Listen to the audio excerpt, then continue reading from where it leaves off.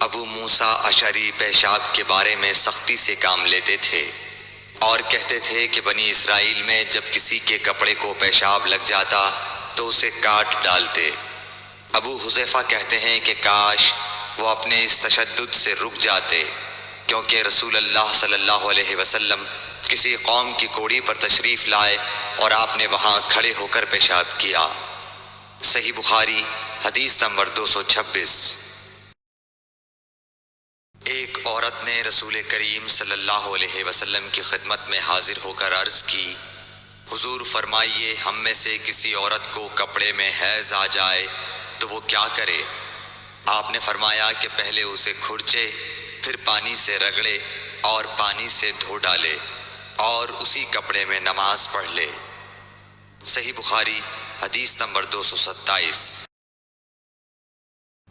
ابو حبیش کی بیٹی فاطمہ رسول اللہ صلی اللہ علیہ وسلم کی خدمت میں حاضر ہوئی اور اس نے کہا کہ میں ایک ایسی عورت ہوں جسے استحاضہ کی بیماری ہے، اس لیے میں پاک نہیں رہتی، تو کیا میں نماز چھوڑ دوں؟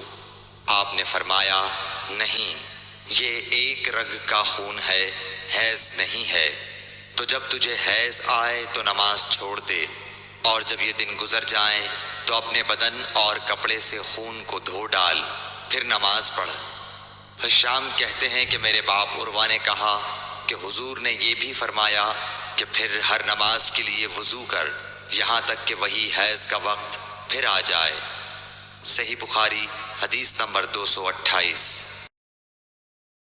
حضرت عائشہ رضی اللہ تعالی عنہا فرماتی ہیں کہ میں رسول کریم صلی اللہ علیہ وسلم کے کپڑے سے جنابت کو دھوتی تھی، پھر اس کو پہن کر آپ نماز کے لیے تشریف لے جاتے اور پانی کے دھبے آپ کے کپڑے میں ہوتے تھے۔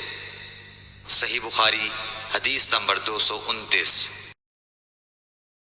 حضرت عائشہ رضی اللہ تعالی عنہا سے اس منی کے بارے میں پوچھا گیا جو کپڑے کو لگ جائے، تو انہوں نے فرمایا کہ میں منی کو رسول کریم صلی اللہ علیہ وسلم کے کپڑے سے دھو ڈالتی تھی، پھر آپ نماز کے لیے باہر تشریف لے جاتے اور دھونے کا نشان یعنی پانی کے دھبے آپ کے کپڑے میں باقی ہوتے۔ صحیح بخاری حدیث نمبر 230۔ حضرت عائشہ رضی اللہ تعالی عنہا نے فرمایا کہ میں رسول کریم صلی اللہ علیہ وسلم کے کپڑے سے منی کو دھو ڈالتی تھی، پھر آپ نماز کے لیے باہر نکلتے اور دھونے کا نشان یعنی پانی کے دھبے کپڑے میں ہوتے۔ صحیح بخاری حدیث نمبر 231۔